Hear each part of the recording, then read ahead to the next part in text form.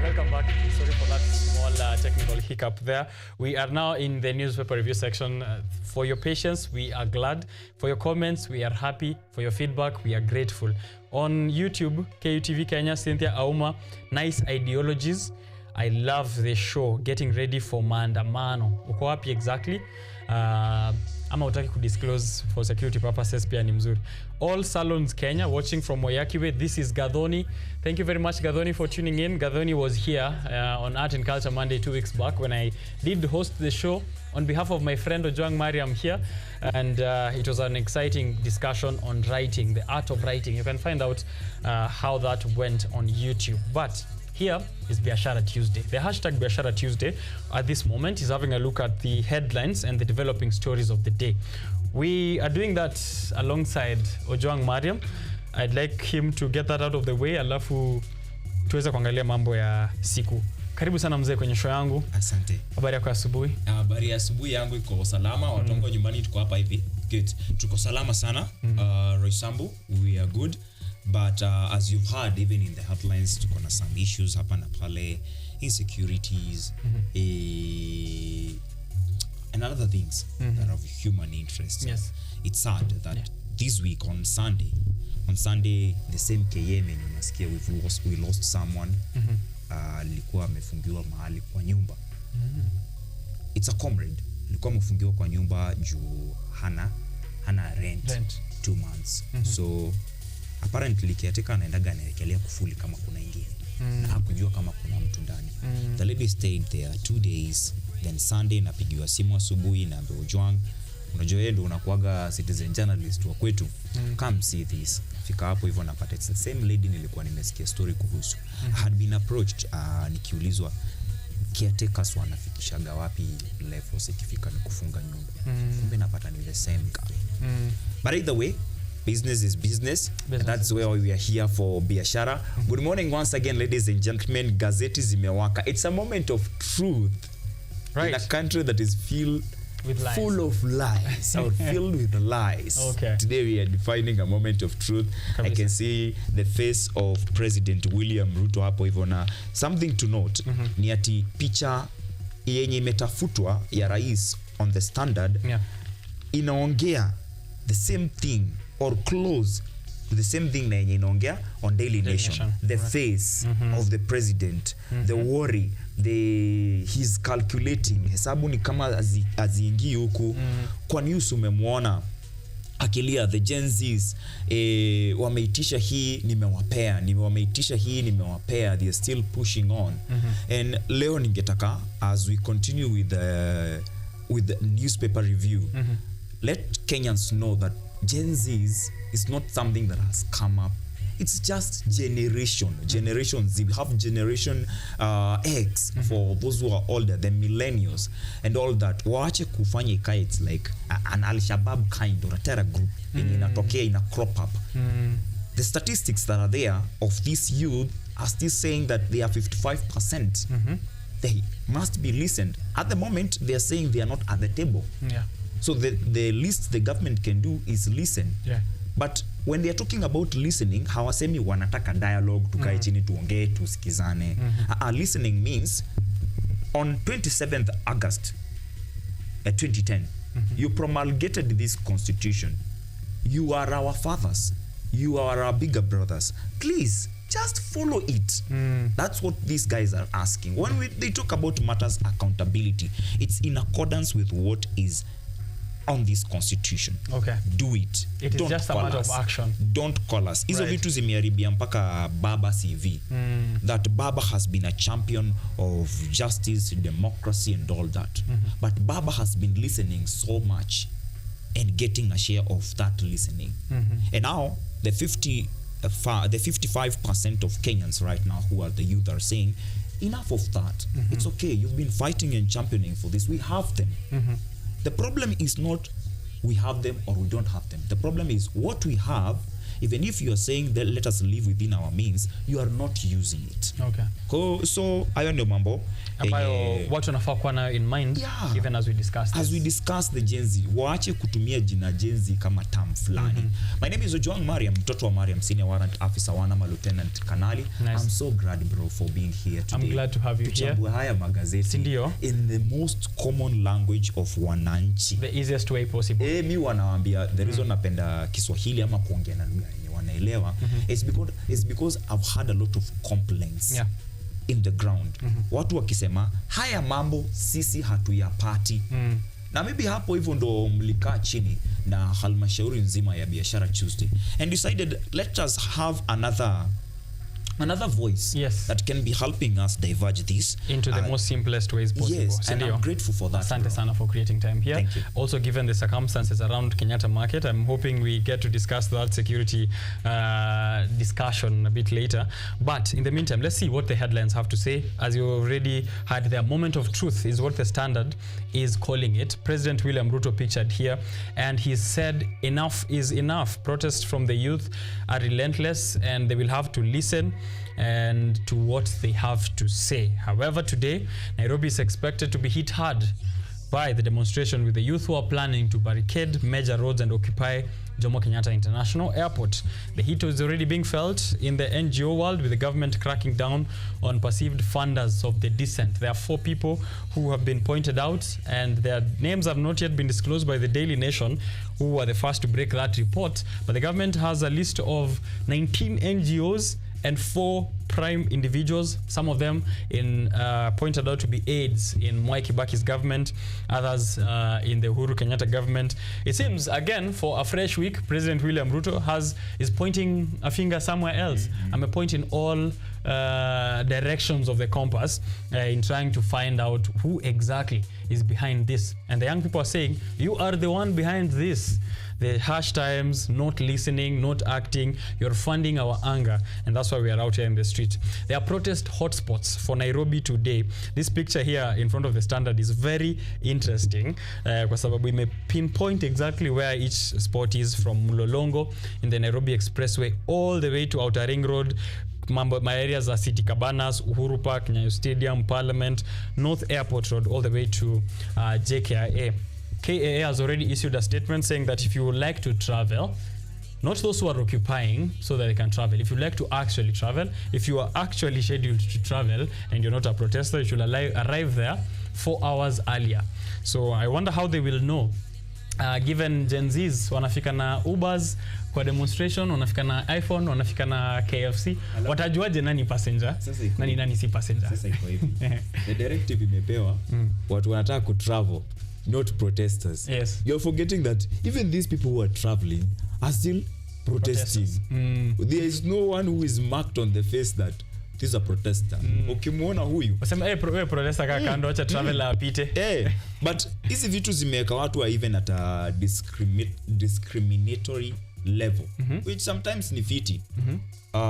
Sio mara moja tumekuwa huko nje, just because they have seen you are a youth na umevaa suti, wanakuita Gen Z na wanakuuliza maandamano mmepanga aje. Sasa hiyo uko shughuli yako, maybe you're doing your shopping or you're going to church, but just because you are smartly dressed, you are a youth, you're a Gen Z with the information. Hii Tuesday mmepangaje? Unaona? Right. But I like that you talked about pointing fingers, and the Daily Nation ukiangalia vizuri mikono ya rais saizi imekaa tu hivi, amefunga mdomo, probably wondering what do I do next, or where do we point fingers next to. But hapo hivyo kwa Daily Nation headline ni kilio na pale chini ni mawazo. So headline kubwa inasema crisis as treasury fails to release 30 billion county cash. Hicho ni kilio kwa gatuzi wote. Sawa? Lakini pale chini ni mawazo. Pressure mounts on Ruto over new cabinet.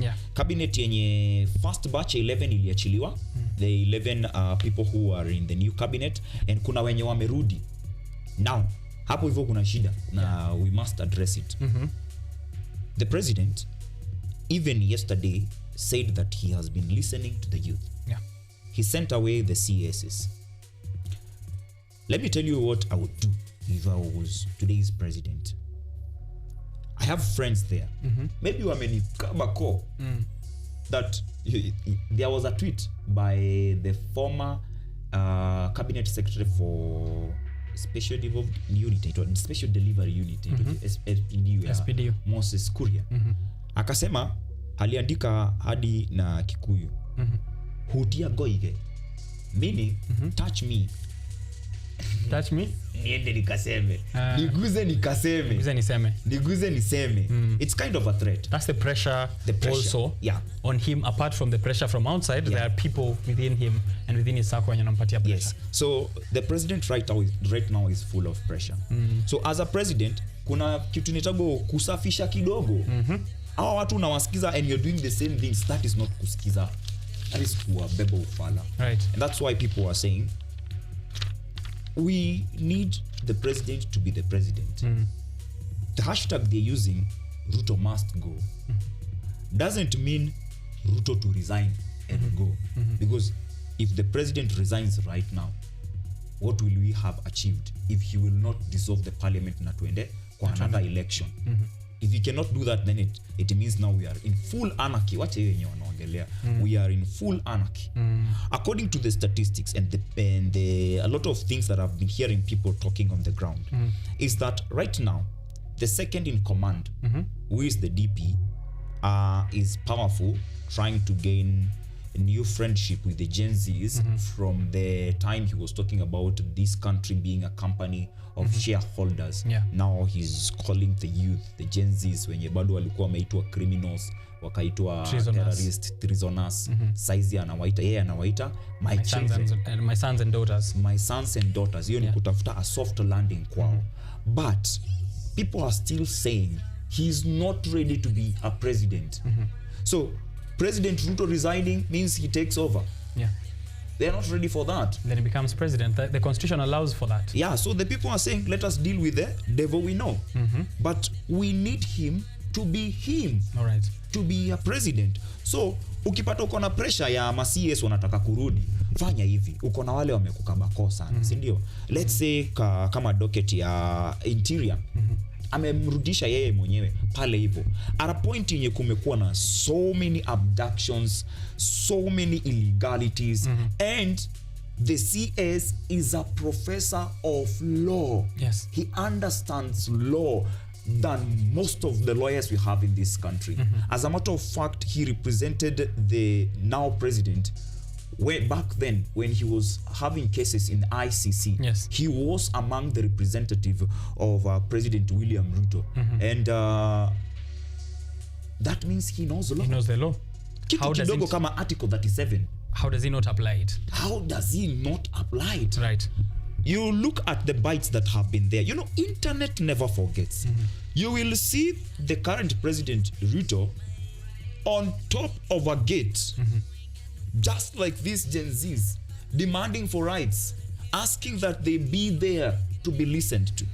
You will see the current now, he has been reappointed, so he is waiting for the vetting from legislation na akonfirmiwe. CS Professor Kithure Kindiki on bites previously, speaking on the floor of the House, asking that if we don't take care of these youths, watatokea. Kwanza wao ndio walikuwa wanasema tunatokea. It changes now that they are on the other side of the blade yenye sasa inaweza katakata, and they want to katakata the things that they've been championing for over the years, which is not good. So chukua huyo CS wa interior, usimrudishe hapo. Tayari ameshaharibu jina. Anafanywa vetting, lakini wanasema it's going to be considered as a fresh appointment. The parliament. Ni nani wengi katika hilo bunge? UDA. Na uongeze watu wa Ford wenye wako hapo hivyo. Ongeza the traitor MPs from the India hapo hivyo. Ongeza pia some traitor MPs wenye walikuwa wa opposition from the northern region, chama kilikuwa kinaitwa UDM. Waongeze hapo hivyo. So if they are vetting, they know who will be there. So should our eyes get back to parliament again? Kwa sababu hapa the pressure is mounting on President William Ruto. But when I look at the issues which are coming up in the next few weeks, the pressure should be on Parliament, the reappointment of cabinet, which is going to be vetted afresh. So which means we need to make sure that the list of these people, 6 of them who have been recalled, and we don't know in the 10 who are remaining coming up, Nikina Nani, the eyes are, or the fingers are pointing towards the side of Azimio getting a share of the next 10 appointees by the cabinet. We have that IEBC selection panel, which is supposed to be happening in Parliament this week. We have, of course, other bills. Na tumeona hapa counties in Alia that has japatiwa pesa. Over 30 billion. Yes. And this week there's the Division of Revenue Bill, which is also being discussed, and the County Revenue Allocation Bill, which is being discussed. Wanna discuss allocation bill while they are not allocating. So pressure should shift back to Parliament, occupy Parliament once more? No. That won't work. Okay. Ask me why. Why, Ojwang Mariam? At the height of those protests, there's a difference between protests and maandamano. Whenever you hear that kuna mawe yalirushwa, hayo yanaitagwa maandamano. Whenever you hear that people are out there with phones, with flags, with white clothes, peaceful, those are protests. Okay? So when the protests were so high before the night of 25th June, the Parliament still did not listen. They went ahead and voted yes. Why? Because at that time, it is alleged that the Parliament was being monitored by the President. That mimi nimesema nataka bill. Na tutaangalia nani ana vote wapi. Umesikia? Mimi nimesema nataka bill. Bill amesema nataka bill. Nimewapatia kila mtu 2 million. I need the bill. Did they listen to us? No, they did not. They listened to someone who still has a bill in his name. Dr. Bill William Ruto. Right. So they will be listening to him again. They will. In this new reappointment. And let me tell you something else. Adding on to that, there are rumors that 6 CSS will come from the ODM party, meaning they will have a backing of the opposition. During the voting process. During the voting process, during the vetting process too. Yes. So we cannot say ati Parliament ndo wako hapo hivyo. But hatuna shida. I was telling you, chukua mtu kama, we know that some of these people can work. We've seen Senator Kipchumba Murkomen when he was a senator. He was doing a good job. Akaingia pale hivyo, akakengeuka kidogo. I've talked about Professor Kithure Kindiki. Yeah. He has an experience yenye inaonekana. Unajua experience haifai kuwa hapo juu ya miaka, ni juu ya vitu umeachieve. Yes. So he knows how to do the work. Si umweke kwa IG, kwa AG, akuwe Attorney General.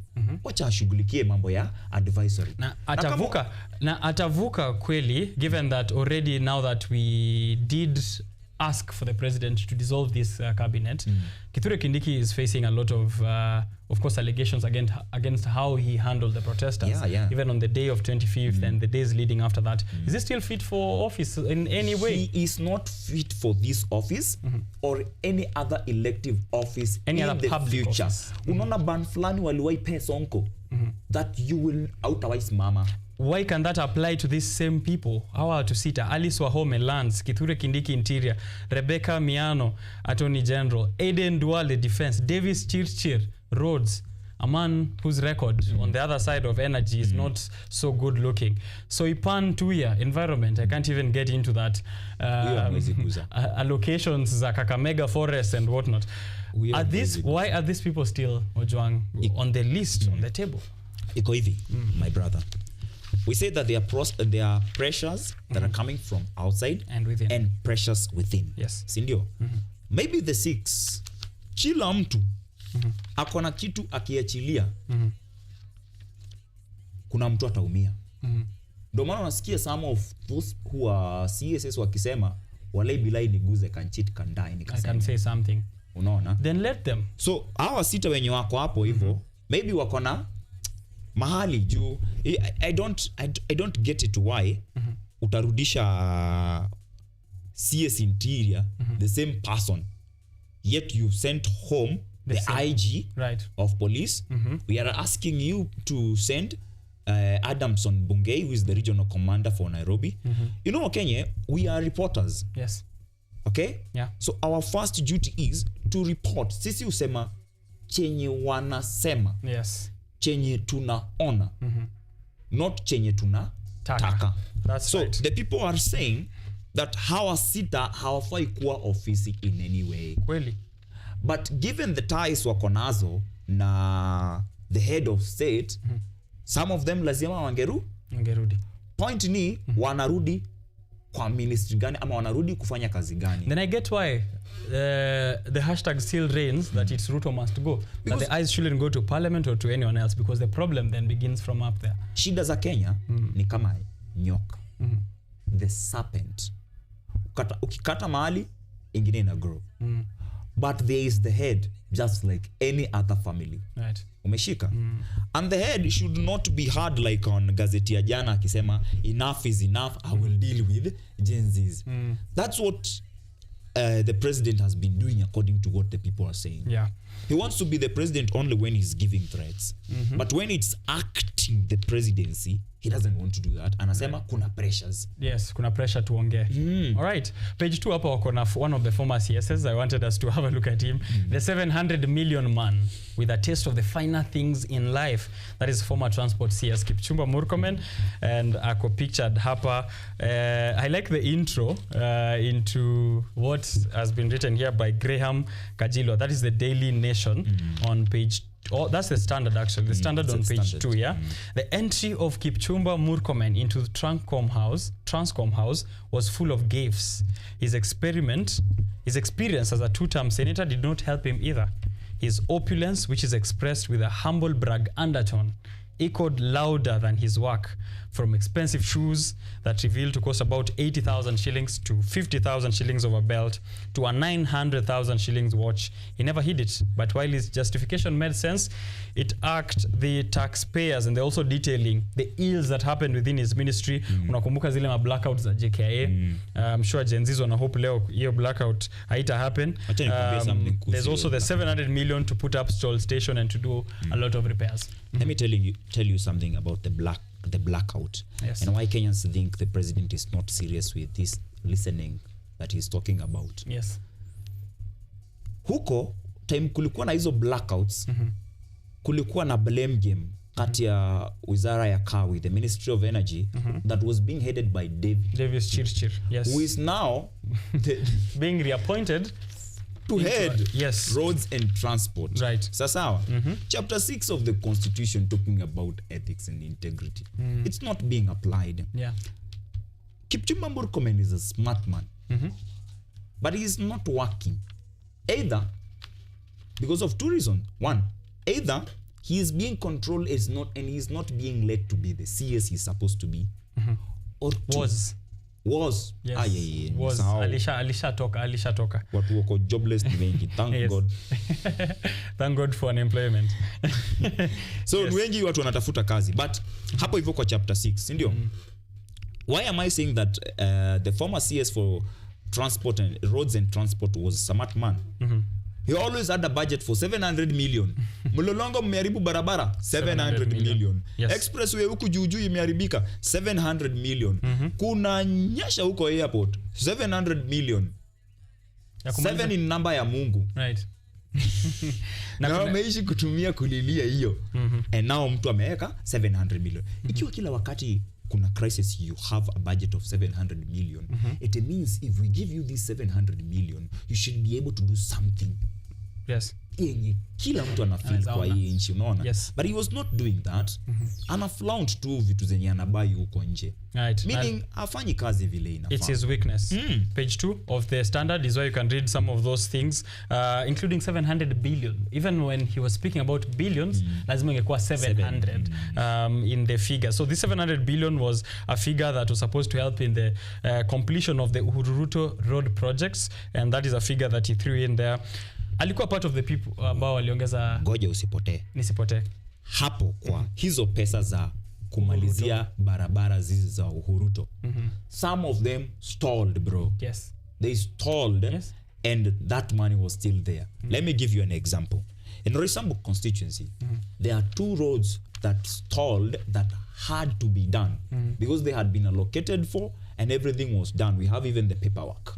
Barabara ya kwanza ni barabara yenye inatoka Kamiti Road right from where unaingia Kamiti Maximum Prison. Hiyo barabara inaenda mpaka Roysambu, inatoka Roysambu inaingia Kasarani, inapita Kasarani Police Station, Santon, Mwiki, inaenda mpaka Kangundo Road. Kufika hadi hapo Kangundo Road. That road yote inafaa kuwa dual carriage. Up to now bado iko na potholes na hiyo ni moja. Ili stall yet kuna vitu kama hizi zilikuwa zinaongelelewa. Yes. Umeshika? Barabara nyingine ni barabara yenye inatoka right from Thika Road, connecting Thika Road with the Northern Bypass via Kenyatta University, KM, Kiwanja Vocational Training Center, Kiwanja Secondary. Yani ni barabara kubwa iende mpaka, but ni rough road. Yes, saizi hata si rough.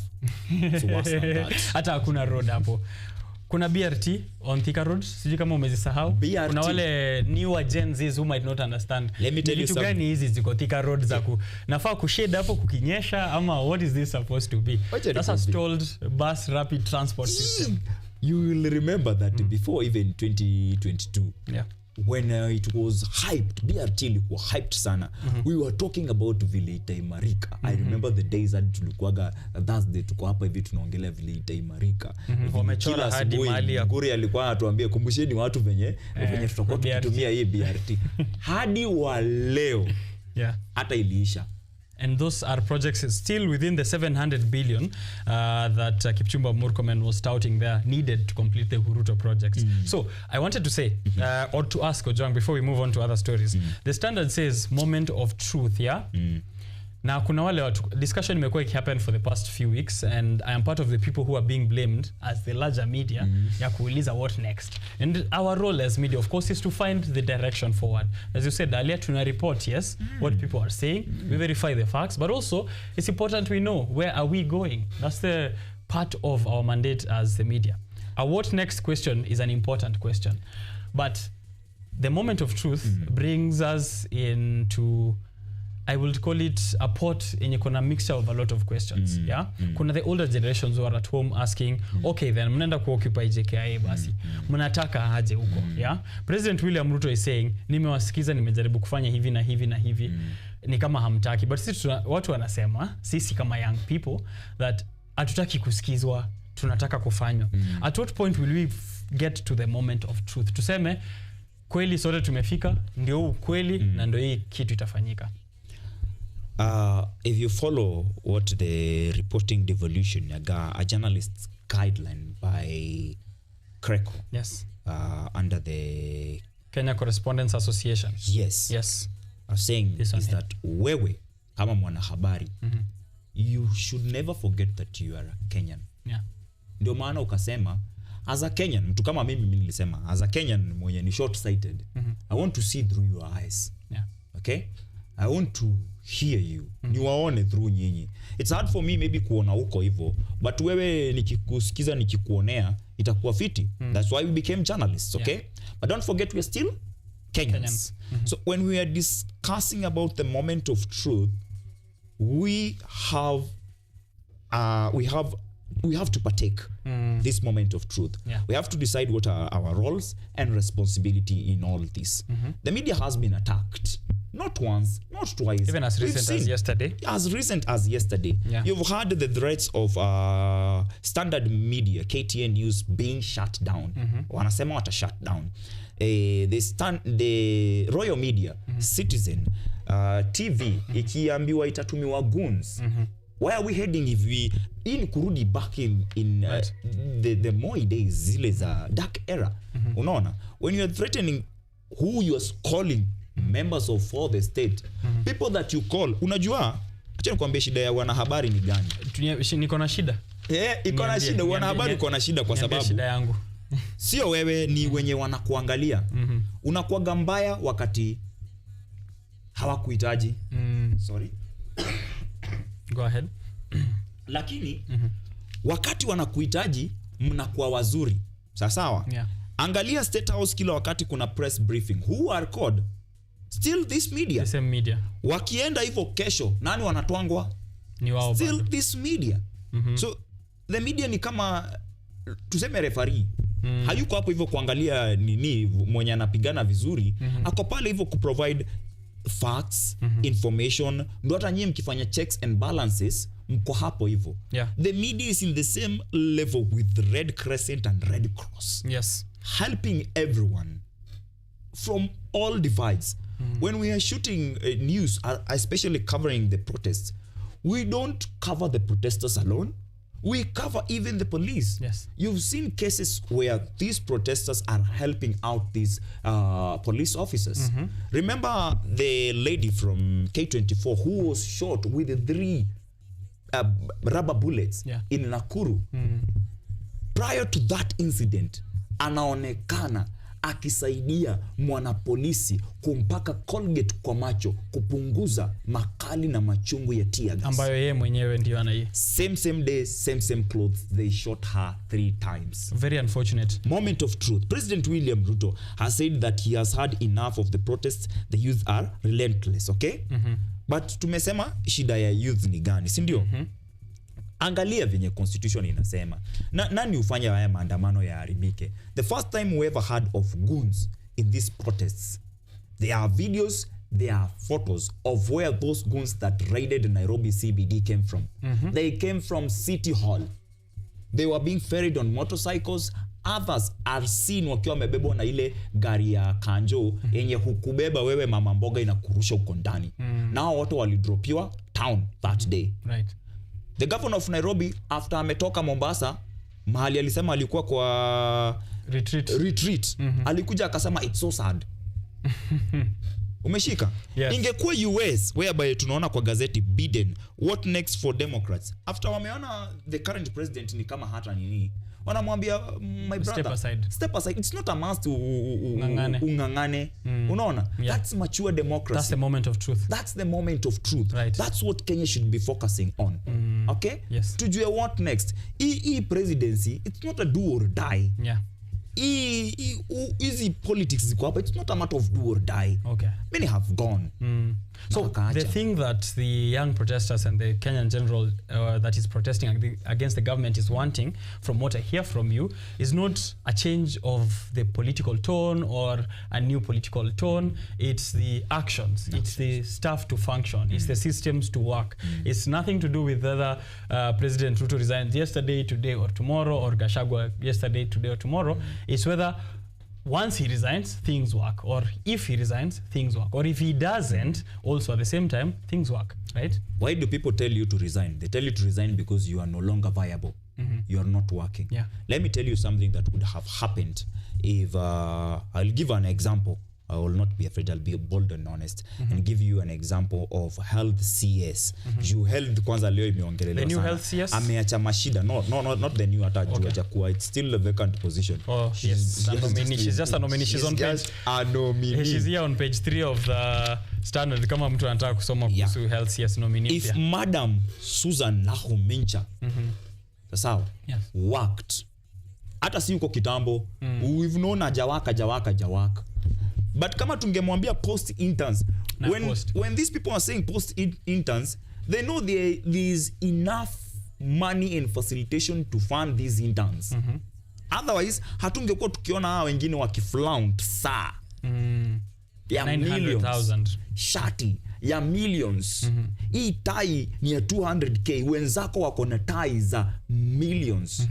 Hata unacheza yangu ni 500,000 pekee. But sasa hapo hivyo austerity measures ndo zinafaa zinaingilia hapo. Punguza hizi pesa unapeleka huku, leta hao medical interns. And you know they are bright brains, people who have gone to school. Bila as in ushaisukuma mtoto kutoka kiwa kadogo kanapenda masomo hadi na kwa part of it. It's that generation now wanaita Gen Z. Wamesoma through hiyo. Wameona hao wenye ni wakubwa kidogo, the millennials, wakistruggle. Juu watu walienda shule 2 or 3 as I always say. Walikuwa wanafosiwa kwenda shule. Kuna wenye walikuwa wanapenda wanasema, oh my God, akiamu kama mimi I'm very grateful to the free primary education. Yeah, ili nisaidia sana. But kuna wale wenye hawako wanataka, walikuwa wanafosiwa. By then ulikuwa unasikia chief amepewa amri kama mtoto wako aendi shule, mzazi anashikwa, sijui nini ina happen. Hao ndio wanaomba saa hizi tafadhalani, tafadhalini. Tusaidieni na hizi nafasi za kazi. Kweli. Tutagagaa na huo upwa. Tutafinyanga mahali tunaweza. Bora msicheleweshe kichele. Kweli. Umeshika? Na Humincha angesikiza hao, hangekuwa hapo hivyo. Na Humincha angekuwa na avail dawa mahali zinahitajika, hangekuwa hapo hivyo. At another level, the CS is a president of that ministry. Kama rais husikiza na CS akuwe CS, vitu zingekuwa zina run vile zinafaa. Angalia era kama ya Mutahi Kagwe. Mwenye aliingia 2020. Alijipata kwa situation moja ngumu sana. Right. The COVID-19 pandemic. If Susan was given that, hange handle. Yes, and a week after CS Nakumicha left her role, medical interns have been posted. Wamepatiwa barua zao. Imagine. Ndio wanaelekea hata sio hiyo pekee. Hata sio hiyo pekee. The KMPDU. Yes. Wame congratulate Madam Deborah Barasa. Experts. Madam Deborah Barasa is the new appointee. The appointee, page 3. Experts, health CS nominee welcome. Wanasema but wamesema but usikose kusoma the whole headline. Okay. Yes. Kuna but. My point nataka kufuatilia ni yenye inaweza, unajua watu wakisema tunaongeaga kuhusu vitu mbaya always. Ati tumeanza kuwa mambo na kuwa selective, but it's what the people are saying, unaona. Now kuna point hapo hivyo singetaka tusahau. Yes. Following the nomination of Deborah Barasa as the CS Health, Kenya Medical Practitioners Pharmacists and Dentists Union promptly extended their congratulations to her. What does this mean? That if she will sail through and she becomes the CS, she has the capability to work. Okay. And she can. Hiyo ndio point nilikuwa nataka tuchukue. All right, I see. Huyu madam akitaka kuchapa kazi, anaweza. Juhadi KMPDU anasema huyo anaweza. It's not the same with prior to the previous cabinet kuingia. When John Mbadi, who is the national chair for ODM, alisemaje, President Ruto ametuletea hawa. Na tukiwaangalia wote, kuna mtu anaweza fanya kazi. So it's upon us. Tumpatie watu wake aende akafanya venye anataka. Ama aende atafute wengine. But wakasema juu hakuna chance ya yeye aende atafute wengine, tumpe watu wake aende nao. Yes, ndiye mwerevu. Unaona? Right. You remember when you were saying hatupangwigwe. So that was a moment of let us not panga you, you panga yourself, you see what you can do. Uko ndo na Humincha alitoka. So if the experts are saying huyu CS ako welcome, but hiyo inamaanisha there's a positivity towards that. Anaweza fanya kazi. And I've realized what the but is that there's a lot of work to be done in overhauling the whole Kenyan health sector. Exactly. Right. Exactly. She has the right experience and wale technocrats. We keep pushing the government to point. Nikwambie kwa nini huyu madam anaweza kosa kuwaka? If she will not be a CS and she will be a prefect. Okay. Governed by the president. Yes. The president can rest, by the way. Kazi ya president ni rahisi sana. I've learned that from US. Mimi ukiniuliza, mimi kama Ojwang mtoto wa Mariam, hakuna kazi President Joe Biden amefanya. You're saying Sleeping Joe? The system tu yenye inawaka. Donald Trump called him Sleeping Joe. How many videos have you seen him sleeping, zoning out? A lot. Many. Mahali watu wana dance. Yes. There's a video yenye ina trend sana. Kama la Harris kwa hapa hivi, manzee amekula ngoma. But the president ametulia tu. Unaona? Yes. But the systems hapo US somehow zina work such that even if you're sleepy at the top, kazi inaendelea huko chini. Hiyo inamaanisha aje? Gazeti la Daily Nation kuna mahali wanaongelea kuhusu trips that President Ruto has made 62 trips. Ni ambayo kwa page 5 wanasema flying President Ruto held down by Gen Z. That is page 5 of he has not moved. That's page 5 of the Standard. Yeah. Hajaenda, si ndio? Yes. This 68 trips, 62 trips in 38 countries in his first 20 months in 20 office. Months. 20 months is less than 2 years. Yeah. It is said that President Uhuru made 22 such trips in 10 years. And amefanya 40 more in less than 2 years. Nikwambia ukweli. Niambie ukweli man, usinifiche. If the systems were working and the CSS were CSS, mimi singepingana na mambo ya Rais Ruto kwenda kuzuru. Area fly.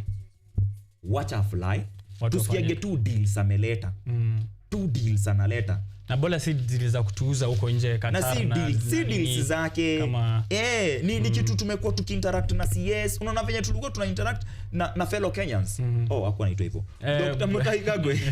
Yes, venye tulikuwa tuna interact na yeye tunajua manze ni saa 10 ndio hizo covid fellow Kenyans could come collected. Huko unasikia Uhuru hapo hivyo tumeweka measures watu wamekasirika sana wanasema tufungue bus, tumefungua kidogo kidogo, industry na nini tunafungua kidogo kidogo. That pressure by then kama tulikuwa tumeweza kuhandle hata saizi sisi ni wanoma tunaweza. But president akuwe president, delegate, let your CSS be your CSS. Yes. Let your AG advise you. We had the AG mwenye ameenda akisema manze mimi sikuwa nasikizwa hata sijaiulizwa advice.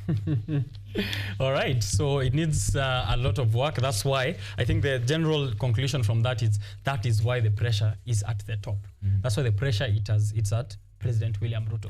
He has reappointed yes, and there are irreducible minimums which he should be handling. So if he needs conversations, I think I will just chime in and say there is a list of things that he should have done. He alipatiwa kutoka dissolution of cabinet to the appointment of the next EBC commissioners to the other issues which are stipulated. They are provided by the constitution. Moment of truth. I think this is the best headline of the day, right? It's the best. The Standard really got it. Your moment of truth inaingia kila mahali. Inaingilia kwa kila story hapa. Angalia page 8. Yeah. Ford Foundation has funded 205 organizations and state agencies, including the First Lady Rachel Ruto. Moment of truth. Moment of truth hiyo kabisa. Kweli kabisa. Another moment of truth can be found in other papers. So let me use that title to read the headlines of the other. The Daily Nation: crisis as Treasury fails to release 30 billion county cash. Kuna shida kwa county, lakini pia huko kuna occupation ina happen. I actually had examples that I really want to mention. Counties zinasumbuka hazijapatiwa pesa na serikali, na hii wiki parliament itakuwa ina discuss pesa wanafaa kuallocatiwa the next financial year. Hawajapatiwa hiyo last time na next financial year, which means wale suppliers wa counties, wale ambao wanafanyia counties wanangoja pesa, wanangoja hiyo invoice processiwe. It's going to take a bit longer given the kind of times we are in. But in terms of austerity measures na watu kuweka pressure, kuna Willy Oeba ambaye tulicheza video yake pale mwanzo tukianza show, amepiga an online exchange, heated online exchange with Kihika, the Nakuru County Governor and the administration, akiwaambia wana forge their lease on the Memorial Hospital at Nakuru County, na walizungushana pale. I like that kind of pressure to be taken. Tulisema, I think it was last time when we said we should devolve the occupation. Yeah, from the national level, from Occupy JKIA, pia enda Occupy, kuna airstrip fulani pale Kisii, najaribu kutafuta jina. Occupy kale ka airstrip, yani to devolve kabisa. It has happened in Nakuru, it has happened in Bungoma. Even the governor came out yesterday to do a press conference kuelezea pesa ya Madaraka Day ilienda wapi. Na wakapatia budget by budget. Akauliza, watu wanamuuliza 25 million on flowers. Hiyo ni kufanya nini? 18 million on billboards, on advertisement, on PR. Explain yourself. So if that pressure is devolved as well, I think that will be also another moment of truth. So the Daily Nation, kuna wengine walipigwa na butwa 1 million on a crate of soda. Isiolo County. That's crazy. That's a crazy amount. Yeah. The Star: Kenya Airways risks ban in EU over safety. Moment of truth ndio hiyo pale. Tunaambiwa tuko na old aircrafts, accidents mingi, tuko na near misses pale hewani, alafu tuna spare parts za ndege zetu ambazo watu wanafaa watumie leo wakisha occupy JKIA and waende. And there's have you seen the memes? Yeah. On Occupy JKIA. Uchunge usiekwe Isiolo na ulikuwa uende Oslo. Ati KAA, Kenya Airports Authority, ikisema watu watoke mapema, wao wanasema tumeambiwa tuende mapema. Wanaambia protesters wafike mapema. Now let me tell you something, my brother. Right, as we wrap up. Yeah. Unaona Nakuru, that Memorial Hospital, imekuwa ikiongelelewa sana, ni vile haijapata national interests. Okay? but it is the same Memorial Hospital yenye imekuwa ikitrend mahali ambako hadi hiyo shamba inataka kuibiwa. Na systems pia pale ndani hazifanyi. Na Memorial Hospital ni hospitali kubwa sana. Umeshika? Yes. Kulikuwa na ingine yenye askari wa Kanjo from the county government of Nakuru walienda wakatoa hizo gas, hizo oxygen gas, oxygen cylinders, wakazibeba at time yenye watu wanazihitaji hapo hospitali. Vitu kama hivyo ndo vinafanya kina Willy Oeba wa jam. Yes. You know why mbona watu ujam? How jam juu wewe unaenda hiyo hosi. Sijui how many DMs you have of people who are trying to ask you for help. Ojwang nisaidia hapa. Ojwang nisaidia pale. Do you know if systems were working, you wouldn't need to do that? If roads and transport system was working well, hatungekuwa tukihitaji all that. If the water ministry, if the ministry that is in charge of water was working well, we wouldn't have Esther Passaris, the women representative of Nairobi, giving out mkokotenis and publicizing it on a live stream. That amefanya kazi. We need systems to work. We don't need them to do the handouts. I got sad with Mama Nairobi, Esther Passaris, when she said on national television that shida ya Kenya huku katika informal settlements ni watu tayari washazaana wako wengi.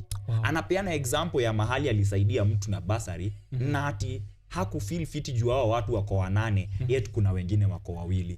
We are already here. Yes. How can we get out now of here? That's why the question of what next does not apply at this moment. Is how do we fix now, and then we'll deal with later. Asante sana Ojwang Mariam, ni 10 a.m. so which means we've overrun the time. I just want to mention a shout out to the Kenyan team which is going to represent Kenya in the Olympics at Paris in 2024. It's 3 days to go to the opening ceremony on Friday. Omanyala, the fastest man in Africa and also I think top 3 in the world, just right behind Johan Blake. I am praying for him. Ashinde, by the way. The team that will represent us wakona captain mnoma sana Faith Kipyegon. But naomba Omanyala ashinde. Omanyala amekataa kushinda for long. Please bro, after umebeba hiyo flower yenye unabeba, kimbia, let us be somewhere. World record. Yes. And the rest of the team that is also representing there, you can read for yourself, page 45, 46 of the Standard, I'm sure also in the sports sections of all these other ones. So Ojwang, funga na ufunge na quote iko nyuma ya Business Daily. Kabisa. So ladies and gentlemen, nasema asante, tukutane weekendi kwa wale ambao wanapenda football. Wa connect with us on socials. We will be telling them the calendars of mahali tuko, mahali tunaelekea na vitu kama hivyo, or at KUTV Kenya or at Ojwang Mariam. The quote yenye nafaa kumalizia nayo leo ni the greatest sin you can commit against your own life is to know what you want and not to act. Kim Robert, Stafford. Right. The greatest sin you can commit to your life is to know what you want and you do not act on it. Thank you for tuning in to Biashara Tuesday. Asante sana Ojwang Mariam for creating time. You can catch him next week on Monday, Art and Culture Monday, 7 to 10 a.m. That's him hosting the whole show before I come back here on Biashara Tuesday. I'm grateful to all of you who are able to tune in. I'll give you your shout outs even as I am off air. The handle to use is @Richard_Okenya. This is Biashara Tuesday, your home of finance, business, technology, and the business of politics as well. Recently, that has been of concern to us. I wish you a great week. May your profits be high, but your humor higher so that you'll be laughing all the way to the bank. I'll see you around. Tukacheke kwa bank.